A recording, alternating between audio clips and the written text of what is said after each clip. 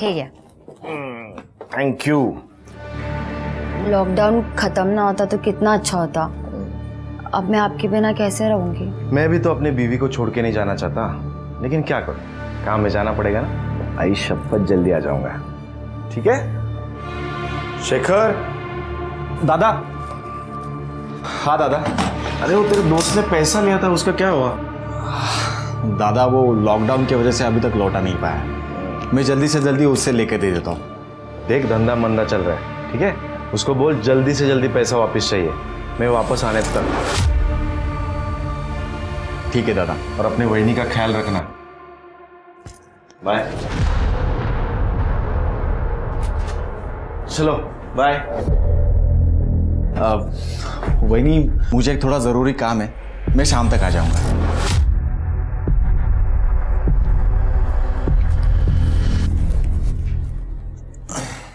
Bye.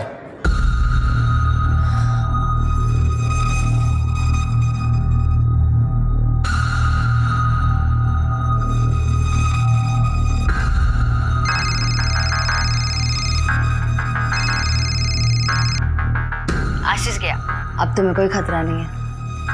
मैं अभी आता हूँ।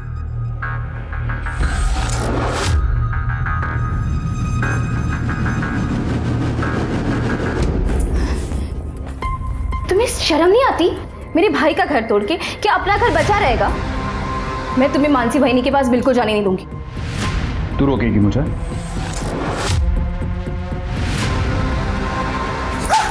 तू रोकेगी मुझे? योगेश, योगेश प्लीज। नहीं नहीं।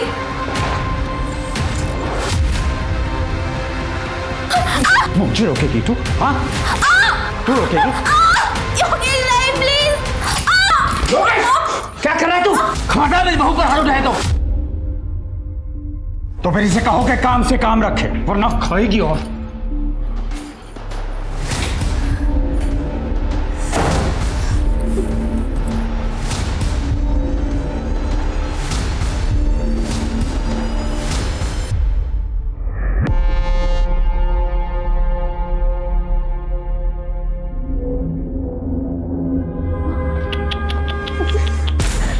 अरे रे रे रे, कितना मारा है तुझे? अच्छा, मैं ना मलहम लगा देता हूँ।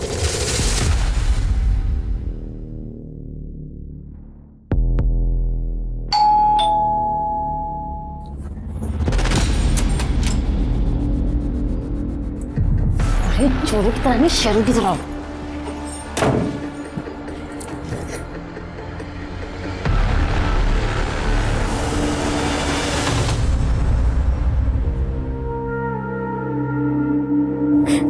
तब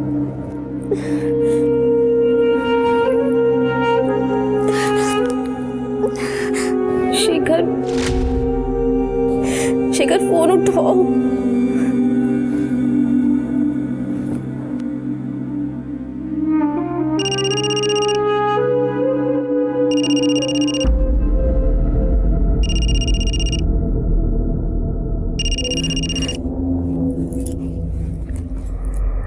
हेलो हेलो नम्रता, क्या क्या क्या हुआ? तुम रो क्यों रही हो? कुछ नहीं हुआ, मैं ठीक हूँ। मुझे कुछ ठीक नहीं लग रहा है, सच सच बताओ क्या हुआ है? सुधीर, योगेश फिर से मानसी वहिनी के पास चला गया। मेरी जिंदगी बर्बाद हो गई है। मुझे कुछ समझ में नहीं आ रहा, मैं क्या करूँ? तुम परेशान मत हो, मैं आ रहा हूँ तुमसे मिलने। नहीं नहीं सुधीर, तुम यहाँ मत आना, वरना किसी ने तुम्हें यहाँ पे देख लिया ना, मेरी परेशानियां और भी बढ़ जाएंगी। अरे मुझे कुछ नहीं सुनना। और सुनो, मैं तुम्हारे घर के पीछे आ रहा हूँ, तुम बाहर आ जाना मुझसे मिलने, ठीक है?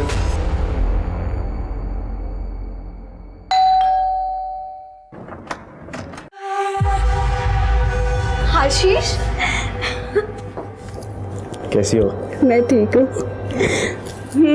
बोल कर गए थे कि जल्दी आ जाऊंगा, लेकिन इतने दिन लगा दिए। अरे क्या करूं मेरी जान, काम धंधे के लिए बाहर तो निकलना पड़ता है ना। फिर ये लॉकडाउन हो गया, अभी भी कैसे आया हूँ सिर्फ मुझे पता है। और इस लॉकडाउन में तुम्हारे बिना मेरी क्या हालत हुई है वो मैं किसे बताऊं? मुझे बताओ ना।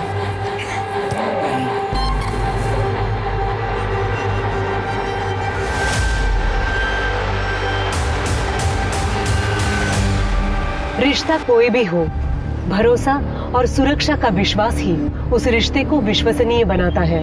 जहां ज्यादातर लोग अपने संबंधों को पूरी सच्चाई और ईमानदारी से निभाते हैं, तो वहीं अपने शातिरपने में माहिर कुछ लोग खुद को सबसे बड़ा हितैषी दिखाते तो हैं, लेकिन मौका मिलते ही भरोसा तोड़ने से नहीं चूकते। अब इस केस को ही ले लीजिए। पति पत्नी के रिश्ते में बंधे आशीष और मानसी ने एक दूसरे को अंधेरे में रखा। एक दूसरे के प्रति उनका भरोसा अवैध संबंधों की हवस की भेंट चढ़ गया। लेकिन क्या उस हवस की चादर को ओढ़कर वे जिंदगी भर छिपे रह पाएंगे?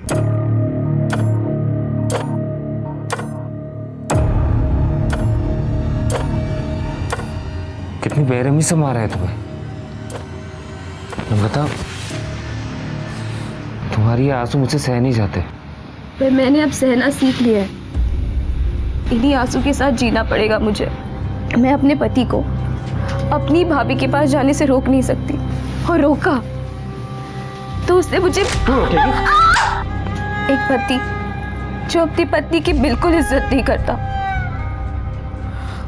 और दूसरा मेरा ससुर जो मेरी इज्जत के पीछे पड़ा हुआ है। एक चोट देता है और दूसरा मरहम लगाने पहुंच जाता है, यहाँ वहां छूता है मुझे। तो तुम चुप क्यों हो? हाँ, अपने भाइयों से बात क्यों नहीं करती? मैंने आशीष दादा को बताया था, पर उन्हें मेरी बातों पर भरोसा ही नहीं है।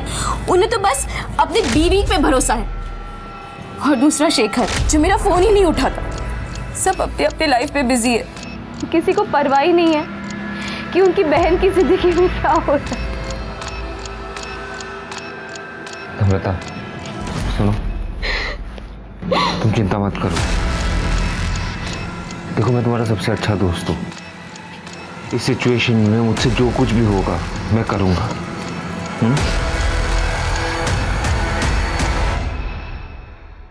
आ नहीं सकते थे, फोन तो कर ही सकते थे ना। अरे हाँ, वो इस मक्कर का भी फोन अभी आना था। कौन है? एक दल्ला है, बिजनेस राइवल। हम लोग जो और बाकी कंपनियों को माल बेचते हैं ना, उसमें से कमीशन खाता है ये। मेरी ईमानदारी की वजह से इसका बिजनेस चौपट हो गया है। हेलो आशीष भाऊ, ऐसी भी क्या नाराजगी? फोन तो उठाओ कम से कम। वैसे भी तुमने मुझे घर पर बैठने को मजबूर कर दिया है। ऊपर से लॉकडाउन ने मेरी कमर तोड़ दी है। देखो भाऊ, अकेले खाओगे तो हजम नहीं कर पाओगे। क्या मतलब? मतलब ये कि एरिया बांट लेते हैं। तुम्हारा बिजनेस तुम करो और मुझे भी अपना कमा के खाने दो। औकात से ज्यादा खाने वाले का पेट ना ऐसे ही फटता है। कि ऐसा ना हो कि वक्त फिर से करवट बदले और तुम धप से मुंह के बल आगे रहो। फालतू की धमकी देना बंद कर, समझा ना? तूने खुद अपनी लालच और बेईमानी की वजह से तेरा धंधा डुबाया है। मान ले कि तेरा इस धंधे में टाइम खत्म। किसका टाइम खत्म हुआ और किसका शुरू होगा, ये तो वक्त ही बताएगा।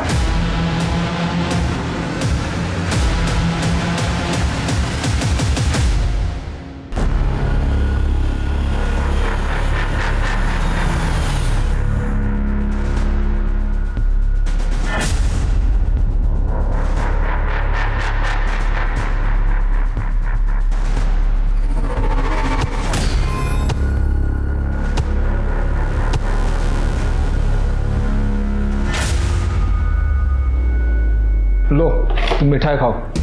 मिठाई? क्या महेश, तूने खरीदे हुए शेयर्स की हालत क्या देखा ना बाजार में? सब गिर रहे हैं और तू मिठाई खिला रहे। केदार भाऊ, मेरी कुंडली से शनि की 7.5 हमेशा के लिए दूर हो गई है। अब मैं अपना पुराना बिजनेस फिर से शुरू करने जा रहा हूँ। तुम मिठाई खाओ, मिठाई खाओ। ठीक है ठीक है। और रही बात शेयर्स की, तो तुम्हारे खरीदे हुए शेयर्स तो बड़ा उछाल मार रहे हैं। केदार भाऊ, तुम्हारी जिंदगी में कोई उछाल नहीं आ रहा। महेश, मेरी जिंदगी में बहुत जल्द उछाल आने वाला है।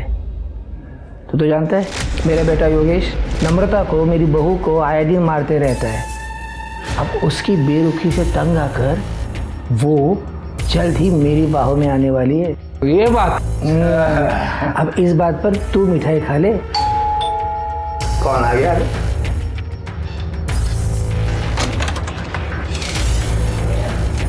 महेश कुलकर्णी। हाँ मैं संजय, वो शेयर मार्केट में इन्वेस्टमेंट की बात करना चाहता हूँ। हाँ हाँ, आइए आइए।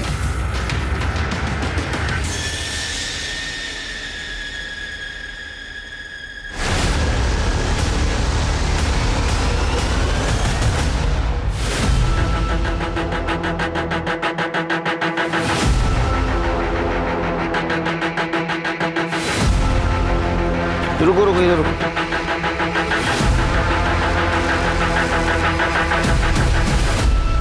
ये तो मेल बॉडी है, लेकिन कमाल है, मेल बॉडी होके बिना कपड़ों की। हो सकता है इसका गला दबा कर मारा हो इसे। इसका चेहरा भी बिगाड़ा गया है सर। डेफिनेटली पहचान छुपाने की कोशिश की गई है। हो सकता है किसी पत्थर वत्थर से मारा हो। लेकिन इसको यहाँ मारा गया है और या कहीं और मार के यहाँ लाया है।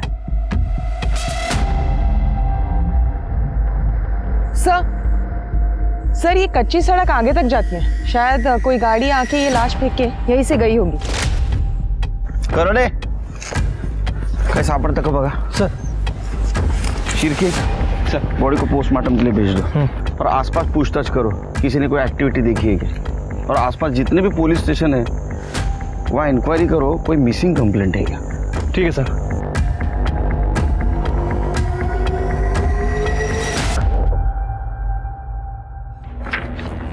सर, आपका शक सही निकला। गला दबाकर ही मारा गया था और उसके बाद उसका चेहरा बिगाड़कर उसकी पहचान छुपाने की कोशिश की गई है। ये देखिए, पीएम रिपोर्ट में मेंशन है कि उसकी मौत 29 जून को दिन में 11:30 से 12:30 के बीच में हुई है। और सर उसके पहले उसके साथ सेक्सुअल एक्टिविटीज़ भी हुई हैं। कहीं औरत के चक्कर में तो ये मर्डर नहीं हुआ? सर लग तो ऐसा ही रहा है। सर बॉडी की डिटेल से कोई मिसिंग कंप्लेंट मैच नहीं हुई है और जहाँ ये लाश मिली वहाँ रोड के अलावा और कोई आबादी नहीं है, इसलिए कोई डिटेल्स नहीं मिल पाई।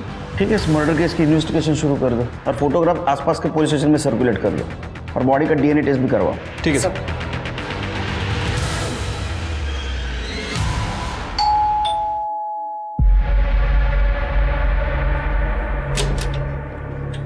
मानसी देशपांडे जी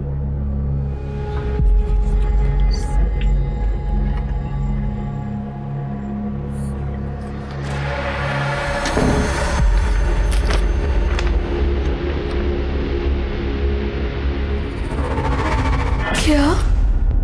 आशीष का डेथ सर्टिफिकेट?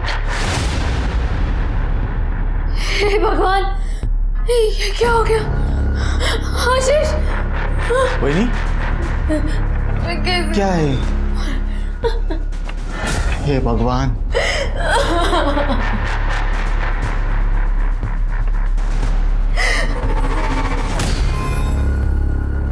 फाइनली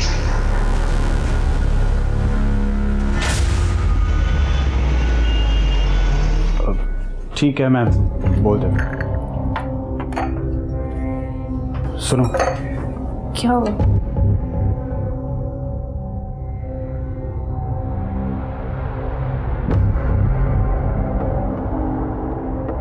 आशीष दादा नहीं रहे अब। कोरोना से उनकी डेथ हो गई है। क्या? ऐसा नहीं हो सकता।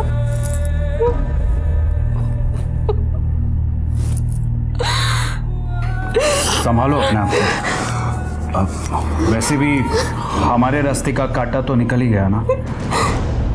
मैं तुमसे तलाक देके मानसी से शादी कर लूंगा।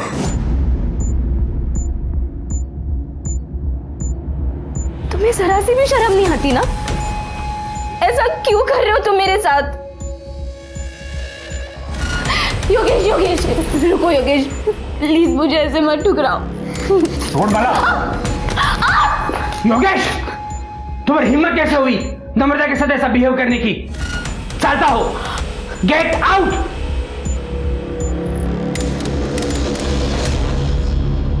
नम्रता उठ जा। अरे उठ उठ उठ। देख, तो चिंता क्यों करती है तू?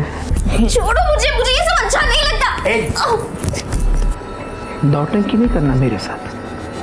तू जानती है ना, एक मैं ही हूं जिसे तुम्हारी जवानी से लगाव है। चिंता मत कर, मैं योगेश को बोल दूंगा, वो तुम्हें तलाक नहीं देगा। करने दो उसे जो करना है वो, और मुझे जो करना है वो मैं करूँगा।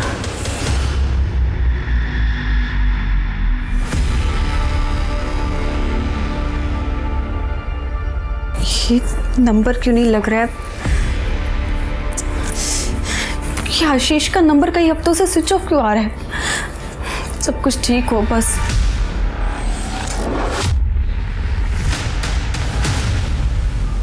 मानसी बहनी, प्लीज मेरा घर मत तोड़ो, योगेश को छोड़ दो। देख नम्रता, तू अपने पति को नहीं संभाल पाई तो इसमें मेरी क्या गलती है? मतलब तू सीधे से नहीं मानेगी? मैं तुम्हें ना करी। छोड़ो उसको। अगर एक बार तूने और हाथ लगाया ना तो तू जिंदा नहीं रहेगी। मेरे बहन को हाथ कैसे लगाया? शेखर, ये मानसी बहनी और ये योगेश दोनों का चक्कर चल रहा है। क्या? सोचा भी नहीं था तुम लोग इतना गिर सकते हो। मानसी बहनी, अरे थोड़ी तो शर्म करो। आशीष दादा जाने के बाद तुम लोग तो खुलेआम रंगरलिया मनाने लगे। नम्रता, तू कायजे नको करो। मेरे जीते जी मैं ये होने नहीं दूंगा। सर, हमारे पारिवारिक प्रॉपर्टी का बंटवारा करना है। प्रॉपर्टी में कितने बंटवारे? जी, ये मेरे बड़े भाई का डेथ सर्टिफिकेट है। अभी हाल ही में उनकी कोरोना से डेथ हुई है। उनकी एक बीवी है मानसी, और मेरी छोटी बहन है नम्रता।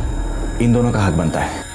ऐसा कोई तरीका है जिसे ये मानसी को इस प्रॉपर्टी में से कुछ भी ना मिले?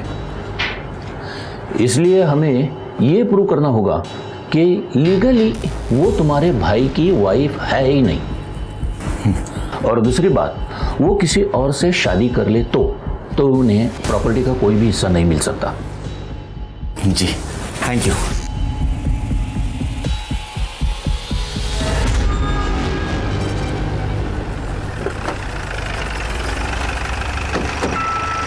सर, आपने जो डीएनए रिपोर्ट मंगाई थी वो आ गई। सर एक मिनट। हेलो, एडवोकेट सलागरे बोल रहा हूँ। केड़कर साहब से बात हो सकती है? हाँ एक मिनट सर, मेरे साथ ही हैं। सर आपके लिए। हेलो। हाँ नमस्कार केड़कर साहब, एडवोकेट सलागरे बोलते हैं। हाँ नमस्कार सर, बोला बोला। अभी शेखर नाम का लड़का आया था मेरे पास प्रॉपर्टी के बंटवारे का केस लेकर। उसके भाई की डेथ हुई है। सर्टिफिकेट में death of cause is corona ऐसे लिखा है। ये सर्टिफिकेट मुझे नकली लग रहा है। अच्छा, एक काम करना सर, लग रहा है सर, वो सर्टिफिकेट और वो आदमी की डिटेल्स शिरके के मोबाइल पे सेंड कर दो। सर भेज देता हूँ मैं। Okay, thank you. आया? हाँ सर, आ गया। एक काम करो, ये स्वाति को फॉरवर्ड कर दो, और स्वाति को बोलो पता करे ये फेक है और ओरिजिनल। सर। सॉरी मानसी भाभी, उस दिन मैं कुछ ज़्यादा ही बोल गया। अगर योगेश को ही नम्रता के साथ नहीं रहना है तो मैं क्यों कुछ ज़बरदस्ती करूं? और आप दोनों को भी शादी करनी है तो मुझे कोई प्रॉब्लम नहीं है। अगर आपको कोई भी हेल्प लगे तो आप मुझे बोल सकते हैं, लेकिन वही नहीं, मैं चाहता हूं कि दादा के बाद उसकी प्रॉपर्टी का हकदार सिर्फ मैं रहूँगा। ठीक है शेखर, वैसे भी तुम्हारी प्रॉपर्टी में मेरी कोई दिलचस्पी नहीं है। मुझे तो सिर्फ योगेश चाहिए। मैं अपनी दुनिया बसाना चाहती हूँ योगेश के साथ।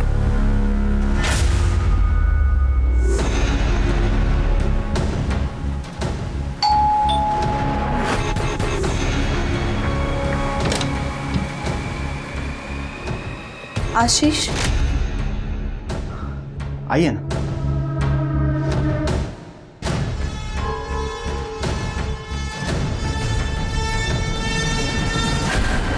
लेकिन आप कौन? मैं आशीष की वाइफ कविता। क्या क्या क्या झूठ बोल रही है आप? आशीष दादा की वाइफ तो ये है मानसी। ये आप क्या कह रहे हैं? आशीष की वाइफ मैं हूँ कविता। अगर आपको विश्वास नहीं होता ना, ये मैरिज सर्टिफिकेट देखिए।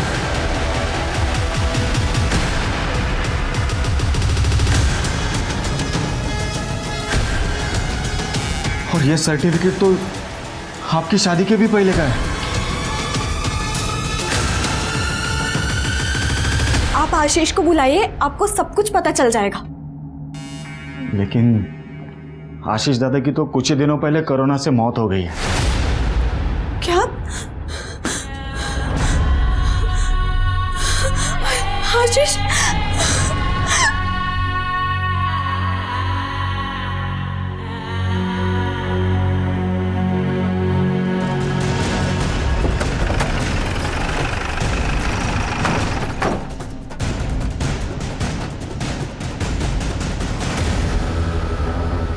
आप में से शेखर कौन है? सर शेखर मैं हूँ। आपके भाई की कोरोना से मौत हुई, आपको कैसे पता चला? जो सर्टिफिकेट आपने लॉयर को सबमिट किया था, कहाँ से मिला था आपको? सर वो सर्टिफिकेट तो कुरियर से आया था। हाँ सर, कुरियर तो मैंने खुद रिसीव किया था।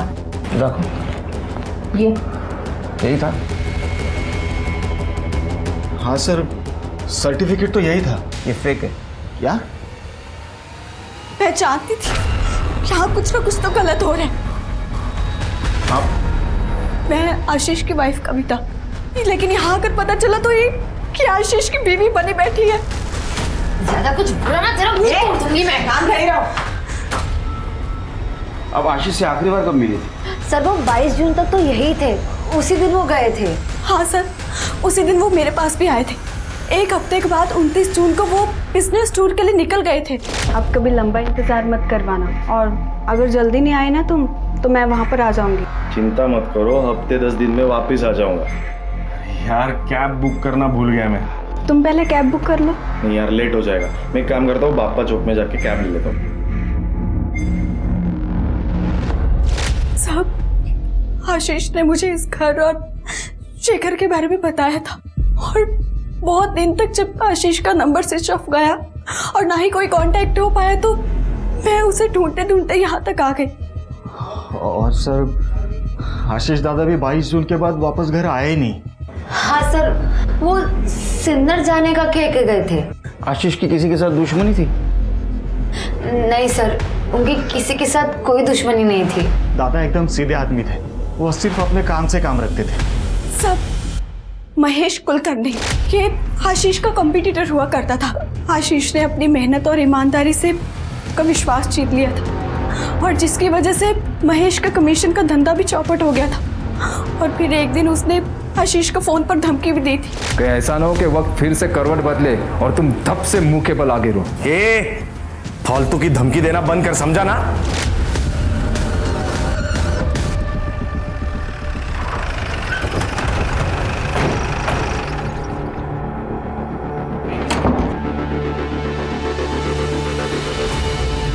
परेशान हो गए हमको देख के? नहीं सर, ऐसी कोई बात नहीं है, बताइए मैं क्या कर सकता हूँ। आशीष की वाइफ कह रही थी कि तुमने उसे कुछ धमकाया बिजनेस के सिलसिले में। सर बिजनेस में ये सब होते रहता है। आशीष ने मेरा धंधा चौपट कर दिया था तो गुस्सा तो आएगा ही, फिर भी मैंने समझौते के लिए उसे फ़ोन किया था सर। हाँ उस वक्त थोड़ी बहसबाजी हुई थी बस, बाकी मैं कुछ नहीं जानता सर। नहीं, कुछ जानते हो तो अभी बता दो, क्योंकि हम अगर जानने की कोशिश करेंगे तो बताने के लायक नहीं रहोगे। मैं सच कह रहा हूँ सर, मैं कुछ नहीं जानता।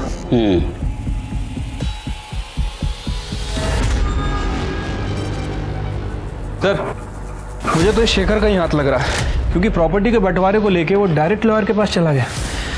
सर ये बात कुछ हजम नहीं हो रही है। लेकिन आशीष को मार के शेखर को ज्यादा कुछ नहीं मिलता, क्योंकि आशीष के मरने के बाद उसकी प्रॉपर्टी तो उसकी वाइफ को मिलने वाली थी। ये महेश हमसे कुछ छुपा रहा है। एक काम करो, महेश का सीडीआर रिपोर्ट और मोबाइल लोकेशन ट्रैक करो, और ये जो फेक डेथ सर्टिफिकेट मिला था वो किसने बनवाया था ये भी चेक करो। शायद उससे हमें पता चले कि आशीष के साथ एक्चुअल में क्या हुआ था। ठीक है सर। सर, कविता के बयान के मुताबिक 29 जून को आशीष नासिक से निकला था, और उसके अगले ही दिन हमें एक आदमी की लाश मिली थी नासिक के जंगल में। सर लाश की पोस्टमार्टम रिपोर्ट के हिसाब से उस आदमी की मौत 29 जून को ही हुई थी, तो कहीं ये लाश आशीष की तो नहीं? उस बॉडी से शेखर का डीएनए मैच कराओ। सर शेखर का डीएनए मैच होते ही इस बात की भी पुष्टि हो गई कि 30 जून को नासिक के जंगल में मिली लावारिस लाश दरअसल आशीष की ही थी। लेकिन पुलिस के सामने ये सवाल अब भी मौजूद था कि आशीष को आखिर मारा किसने। आशीष की फोन लोकेशन और कॉल रिकॉर्ड से भी कोई खास सबूत हाथ नहीं लगा। पुलिस का शक आशीष के बिजनेस राइवल महेश कुलकर्णी पर जाकर ठहर रहा था। दूसरी तरफ पहले ही अपने पति से मिले धोखे से दुखी नम्रता अपने भाई शेखर के विश्वासघात से हिल गई थी, जो योगेश की शादी मानसी से करवाने की हिमायत कर रहा था। मानसी तो पहले से ऐसी थी, मगर अब तो शेखर भी।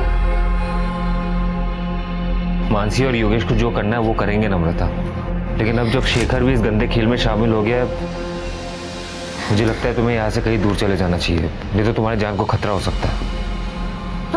पर मैं जाऊंगी कहाँ? मैं तुम्हें कहीं एक सुरक्षित जगह पे लेके जा सकता हूँ, अगर तुम्हें मुझ पे भरोसा है तो। कैसी बात कर रहे हो सुधीर? एक तुम ही तो जिस पर मेरा भरोसा बचा है। ठीक है, कल मैं आता हूँ तुम्हें लेने, तैयार रहना। संजय जी, मैंने आपके लिए कुछ अच्छी कंपनी के शेयर सिलेक्ट किए हैं, अगर इन्वेस्ट करना हो तो पैसे लेके आ जाइए। महेश जी, एक्चुअली क्या है, वो जो शेयर्स के लिए पैसा रखा था ना, वो कहीं और खर्च हो गया। अब इंतज़ाम करने को कम से कम 1 हफ्ता लग जाएगा। कोई बात नहीं, जब इंतज़ाम हो जाए तो बता दीजिएगा। जी।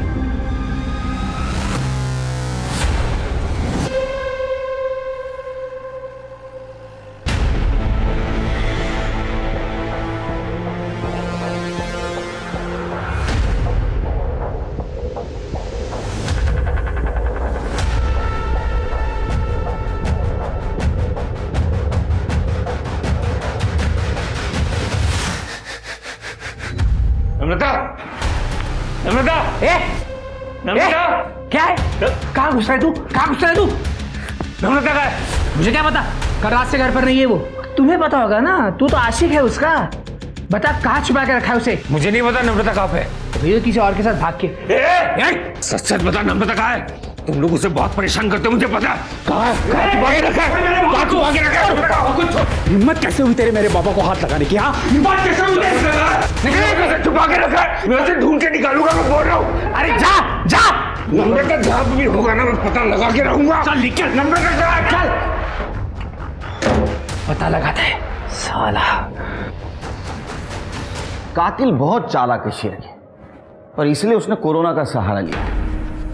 लेकिन सबसे बड़ा सवाल यह है कि आशीष को कहाँ मारा गया, क्योंकि कविता के बयान और आशीष के कॉल डिटेल्स के मुताबिक वो घर से 11 बजे निकला था और उसकी मौत 11:30 से 12:30 के बीच में।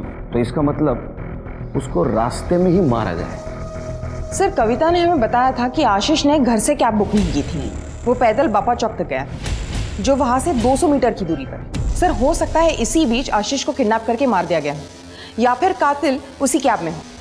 सर, लेकिन अगर कातिल ने आशीष को सिन्नर में मारा तो उसकी लाश को नासिक के जंगलों में क्यों फेंक दी?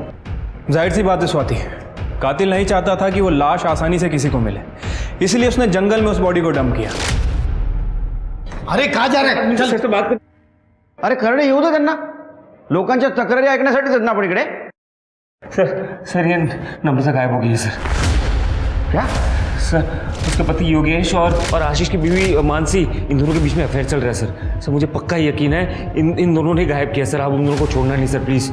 गायब कौन कर सकता है लेकिन नम्रता को? सर शेखर उसका भाई सर वो भी ये कर सकता है सर। ये योगेश और मानसी की शादी को रोकने के बजाय वो उसे सपोर्ट कर रहा है प्रॉपर्टी के चक्कर में सर। और नम्रता ने उसे वार्निंग दिया कि अगर उसने ऐसे किया तो प्रॉपर्टी में अपना हिस्सा वो नहीं छोड़ेगी। इन सब से पूछताछ करनी होगी। अरे सर, हमें नहीं पता वो कहाँ चली गई है। हाँ सर, एकदम कैरेक्टरलेस औरत थी, कितनों के साथ उसके चक्कर थे सर, और उसमें से ये एक सुधीर भी है, पूछिए उसको। और सर एक बार तो उस कमीनी के लिए इसने मुझे मारा भी था, पूछो। को जानवर को तार मारा तूने? हाँ? अब मार क्या होती है ना, मैं तुझे बताता हूँ। तुझे क्यों इतनी तकलीफ हो रही है? हाँ, तेरा अफेयर चल रहा है क्या उस कमीनी के साथ? तेरे जैसा नहीं समझा, और ना ही वो मानसी की तरह है कि पति होने के बावजूद यहाँ मुंह मारे। तो तुम लोग कर रहे हो। अगर नम्रता को कुछ भी हुआ ना तो मैं तुम लोगों को छोड़ूंगा नहीं। एक तरफा ही सही, लेकिन मैं उससे बहुत प्यार करता हूँ। छोड़ मुझे, छोड़ूंगा नहीं। अरे सर ये झूठ बोल रहे हैं, उसका कोई चक्कर किसी के साथ नहीं चल रहा था। हाँ मैं मानता हूँ कि मेरा एक तरफा प्यार था उसके लिए, हम दोनों बहुत अच्छे दोस्त थे सर, इसलिए उसने मुझे सब कुछ बताया कि कैसे वो उसे मारता था और इसका ये बाप उसे मलहम लगाने चक्कर में उसको मोलेस्ट करता था सर उसे लगा कि वो इस घर में सुरक्षित नहीं है, उसको मेरी मदद की जरूरत थी। उससे पहले कि मैं उसे कोई सेफ जगह पे लेके जाऊं, इन लोगों ने उसे गायब कर दिया सर। अरे झूठ बोल रहा है सर, खोटा बोलते हैं। ये खुद उसको भगाने के चक्कर में था और अब हम पर आरोप कर रहा है अभी। हाँ सर मैं झूठ नहीं बोल रहा हूँ सर, मेरी बात मानिए सर। आप मुझ पर कैसे इल्ज़ाम लगा सकते हैं सर? आशीष को ढूंढने के लिए आई हूँ मैं यहाँ। और तू, तेरा भाई मरा नहीं और तू वकील के पास चला गया, अजीब नहीं लगता तुझे? सबसे ज्यादा शक ना तुम दोनों के ऊपर है। एक सीधा सीधा उगल दे वरना डंडा मार के उगलवाऊंगा। सर मैंने कुछ नहीं किया, मुझे सच में कुछ पता नहीं। सर हमें जितना पता था आपको बता तो दिया। वो सर्टिफिकेट भी कोरियर से आया था।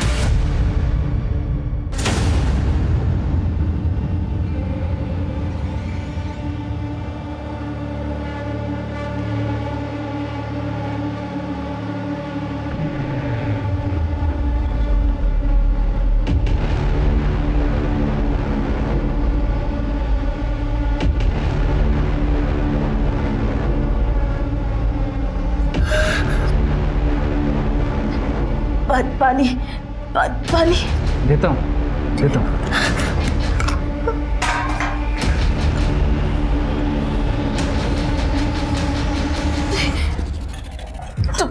तुम मेरे साथ ये सब क्यों कर रहे? प्लीज प्लीज जाने दो मुझे। जाएगी ना? प्लीज जाएगी, बाहर जाएगी तू, पहले तेरी जान जाएगी। तेरे भाई ने मुझे डुबाने के लिए जितने पत्थर मेरे गले में बांधे थे ना, उन सबका गिन गिन के बदला लेना है मुझे। नहीं नहीं प्लीज नहीं। ए, चुप।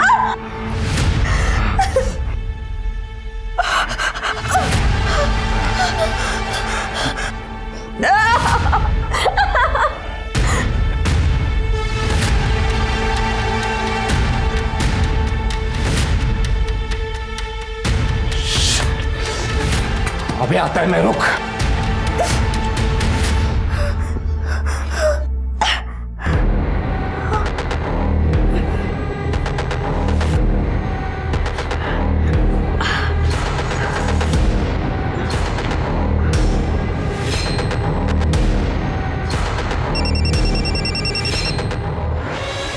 Hello hello hello Sudhir. Namrata, तुम कहाँ पे हो? तुम ठीक तो हो ना? नहीं सुधीर, मुझे इन लोगों ने ना महेश कुलकर्णी के घर पे बांध कर रखा है। ये घोल चौक है ना? हाँ हाँ बस वही। सुनो, तुम फिक्र मत करो, ठीक है? मैं तुरंत आता हूँ वहाँ पे, तुम फिक्र मत करो। हाँ सर, अभी तक इस नम्रता की सीडीआर से कुछ खास पता नहीं चला। 31 जुलाई से इसका फ़ोन स्विच ऑफ है और अभी तक स्विच ऑफ ही है। सर, हो सकता है कि नम्रता अपने हस्बैंड के साथ घर से भागी हो या फिर कोई उसे ज़बरदस्ती करके ले गया हो सकता है कि मानसी और योगेश भी इसमें इन्वॉल्व हो। अरे शेखर? हाँ सर, इस शेखर को भी इग्नोर नहीं कर सकते हैं क्योंकि वो प्रॉपर्टी के लिए कुछ भी कर सकता है। और हमें सुधीर ने बताया था कि नम्रता अपना हिस्सा शेखर से मांग रही थी। सर वो नम्रता का पता चल गया सर। उसने मुझे 1 घंटे पहले फ़ोन किया था। उन लोगों ने उसे गोल चौक में किसी महेश कुलकर्णी के घर पे बंद करके रखा है सर। मैं वहाँ पे गया था लेकिन वहाँ पे कोई था नहीं। इस केस में महेश कुलकर्णी का नाम बार बार आ रहा है। कहीं आशीष और उसके बहन से बदला लेने का मामला तो नहीं? एक काम करो, सुधीर को जिस नंबर से कॉल आया था उसके डिटेल्स निकालो। इस महेश कुलकर्णी को जल्द से जल्द पकड़ना होगा। चलो।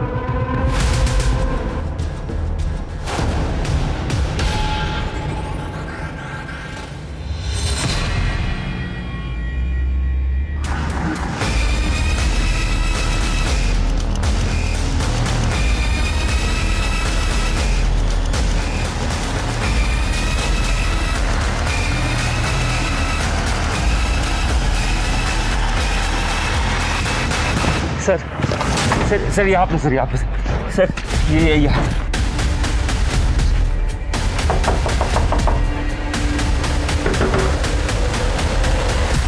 मैं जब आया था तब बंद था सर।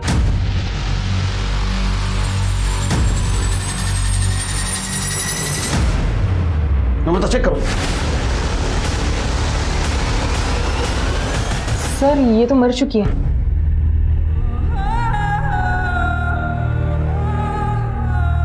और सर ये देखिए, गले पे रस्सी के निशान, शायद रस्सी से गला घोट के मारा गया इसे।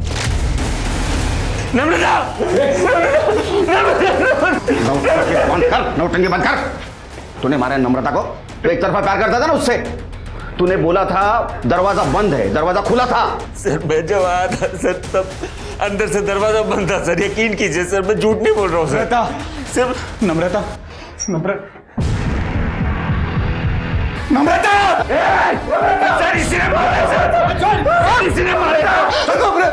तुझे कैसे पता रे नम्रता यहाँ है? सर शेखर ने मुझे फोन करके बोला था नम्रता यहाँ पे। सर योगेश को मैं नहीं बताया था। सुधीर का पहले फोन मुझे आया था, लेकिन मैं घर से थोड़ा दूर था और योगेश मेरे ही घर पे था, इसलिए मैंने आगे भेज दिया। हटा दिया ना तूने तेरी बीवी को रास्ते से? हाँ, मानसी के साथ अय्याशी कर रही थी ना तेरे को, सच बोल। सर सच बताऊं तो आप लोगों के आने से पहले मैं यहाँ आ चुका था, लेकिन जब मैं यहाँ आया तो मैंने देखा कि ऑलरेडी नम्रता मर चुकी है, इसलिए मैं डर गया और डर के बाहर जाके छुप गया। सर ये शायद महेश का फोन है जिससे नम्रता ने सुधीर को कॉल किया। महेश मिल गया। क्या रे? खुश हो गया ना तू? भाई बहन को मार के तेरा बदला पूरा हो गया? सर आशीष और नम्रता को मैंने नहीं मारा है। हाँ, मैं नम्रता को यहाँ ले आया था, पर केदार के कहने पर। देख, मेरी बहू नम्रता घर से भागने की तैयारी में है। वैसे मेरे बेटे योगेश ने तो उसे जिंदगी से निकाल ही दिया है। अब उसको किसी सुरक्षित जगह की तलाश है। इस स्थिति में उसके भाई का दुश्मन मतलब तू, तेरे उस वाले घर से सुरक्षित और कौन सी जगह हो सकती है? उसके बाद में केदार के घर पहुंचा। केदार ने नम्रता को पहले ही बेहोश करके रखा था। फिर मैंने नम्रता को गाड़ी में डाला और यहाँ ले आया। सर उसके बाद मैंने और केदार ने बारी बारी नम्रता के साथ शारीरिक संबंध बनाए। इन सबको कस्टडी में ले लो। चलो स्वाति, बॉडी को पोस्टमार्टम के लिए भेज दो और सीसीटीवी रहेगा तो उसका फुटेज कलेक्ट करो। सर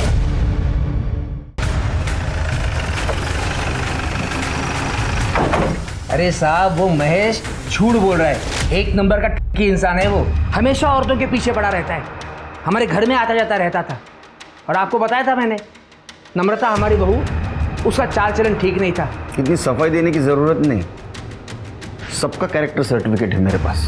कोई सबूत है आपके पास? आएगा। जिस दिन मेरे हाथ सबूत आएगा, मेरा हाथ चलेगा, फिर तेरे हाथ कुछ नहीं रहेगा। ये केदार का सीमेंट सैंपल कलेक्ट करो और क्राइम सीन पे जो कंडोम मिले उससे मैच करवाओ। सर नम्रता की पीएम रिपोर्ट। सर नम्रता की मौत गला घोटने की वजह से हुई है।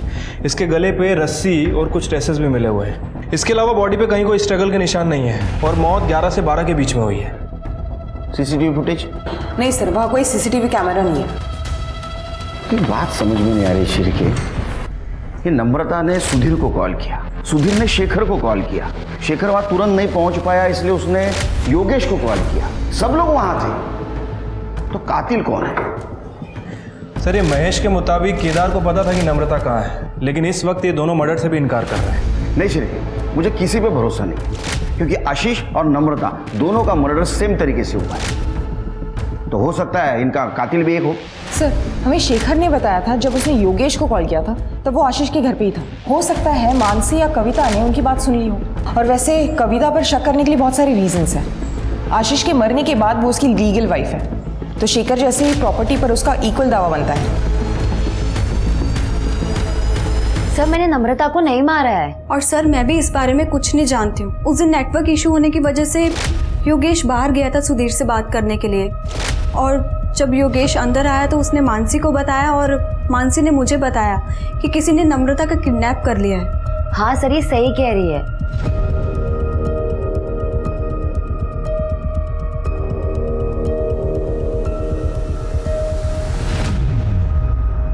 सर आपको क्या लगता है, ये दोनों लड़कियां सच बोल रही है या सच को छुपा रही है? ये नम्रता को जिसने भी मारा है बहुत होशियार है। उसे ढूंढने के लिए मैं बहुत मेहनत करनी पड़ेगी। शिरके, ये आशीष का डुप्लीकेट डेथ सर्टिफिकेट जिसने भी बनवाया है उसका कुछ पता चला? फिलहाल तो नहीं सर। ठीक है। शिरके, तुमने एक चीज पॉइंट आउट की, खिड़की के बाहर 2 रस्सी के टुकड़े लटक रहे थे और बीच का हिस्सा गायब था। ये नम्रता को भी रस्सी से घोट के मारा गया है ना? हाँ सर। क्या ऐसा तो नहीं कि ये रस्सी उसके लिए यूज की गई हो? पॉसिबिलिटी तो है सर। एक काम करो, फॉरेंसिक टीम को बुला, हम लोग कातिल के बहुत नजदीक पहुंच गए, जल्दी। ठीक है सर। सर एक मिनट। हेलो, ठीक है सर, क्राइम सीन पे जो कॉन्डम्स मिले थे और उसके अंदर जो सीमेन था वो केदार के सीमेन से मैच कर रहा है। बोला था ना तेरे को, जिस दिन हाथ सबूत लगेगा मेरा हाथ उठेगा। सच बोल।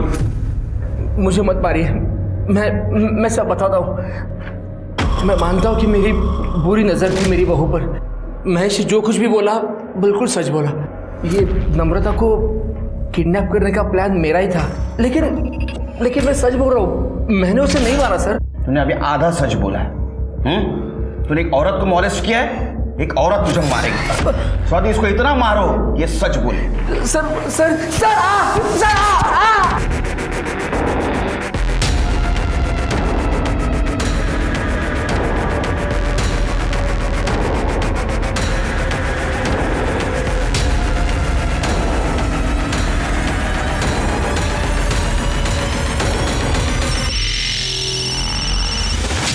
हेलो। कविता किसी को तो मिलने आई है, पर मैं देख नहीं पाया वो किससे मिलने आई है। ठीक है, वो बाहर आने तक वहीं रुको, और अगर पता ना चले वो कौन है तो किसी बहाने से अंदर चली जाना। Okay madam.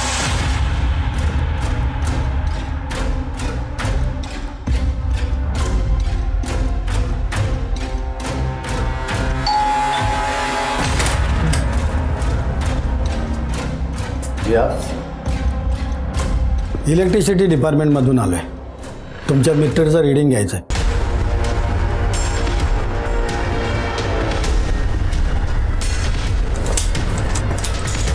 सर तुमचं मीटर फॉल्टी आहे, एक आठवड्यामध्ये तुम्हाला नवीन मीटर दिलं जाईल, पण मालकाचा आम्हाला एक फोटो लागेल। लेकिन मेरे पास में फ़ोटो नहीं है सर, ती आमच्याकडे सुविधा आहे। तुम्ही जरा मास्क खाली करा। सर ये वो आदमी है जिसे कविता मिलने गई थी। इसकी कुंडली निकालो। सब। अब मेरे रास्ते में सिर्फ एक ही रोड़ा बचा है, और वो भी अपनी जगह पे पहुंच गया तो फिर सब कुछ अपना, ना कोई रोक टोक, सिर्फ मौज ही मौज। ठीक है सर, कविता जिस आदमी से मिलने गई थी उसकी डिटेल्स निकालिए। वो कविता का ही मामा है, संजय, इसी शहर में रहता है। सर आशीष का जिसने फेक डेथ सर्टिफिकेट बनाया था उसका पता चल गया, ये उसका फोटो है। करडे ने जो फोटो भेजे तो दिखा। सब। ये दोनों फोटो तो एक ही आदमी के हैं।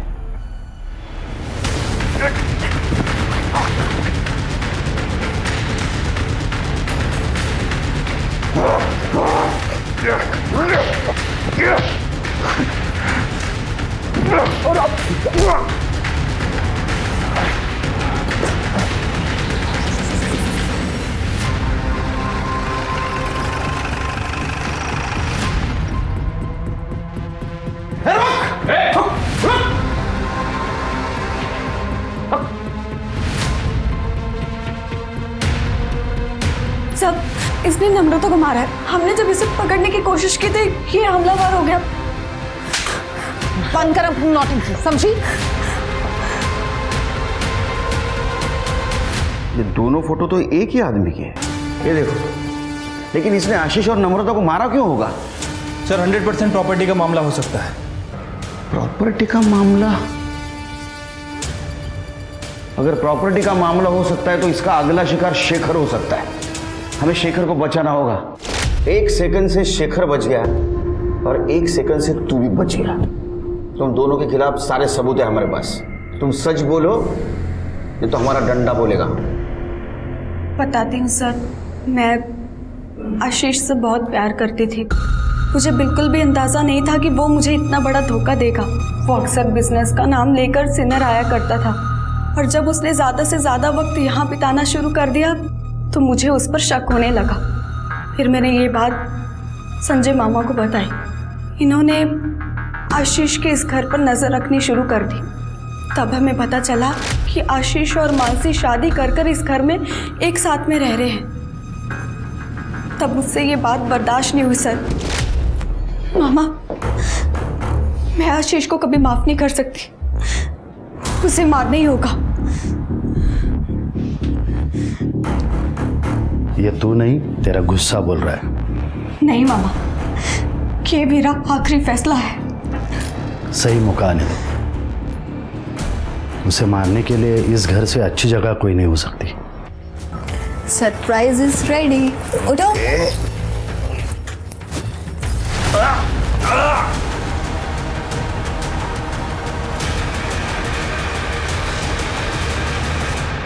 आशीष की लाश नासिक के जंगल में मैंने फेंक दी, क्योंकि अगर पुलिस इन्वेस्टिगेशन शुरू हो गया तो कविता पे कोई शक न करे।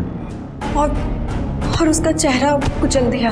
कोरोना की कहानी इसलिए बनाई क्योंकि लाश न मिलने की बात छिपी रही। साहब, अभी कोरोना से इतने लोग मर रहे तो हमें लगा कि ये आशीष की मौत भी छिप जाएगी और कविता आशीष की प्रॉपर्टी पे ऐश करेगी। लेकिन साहब, जब हम यहाँ आए तो हमें पता चला कि ये आशीष की तो बहुत सारी प्रॉपर्टी है। फिर हमने सोचा साहब, ये प्रॉपर्टी के जितने भी दावेदार हैं उनको सबको एक एक करके रास्ते से हटा देंगे। कि नम्रता के बारे में कैसे पता चला? वो मैं इनके घर पे नज़र रख रहा था ना साहब, तो वो शेखर ने योगेश को फ़ोन करके नम्रता के किडनैप होने की बात बोली, तो वो बात मैंने सुन ली क्योंकि मैं वहीं पे छुप के खड़ा था। गोल चौके के पास। और क्या नाम बताया? महेश कुलकर्णी। पक्का नम्रता वहां मिलेगी?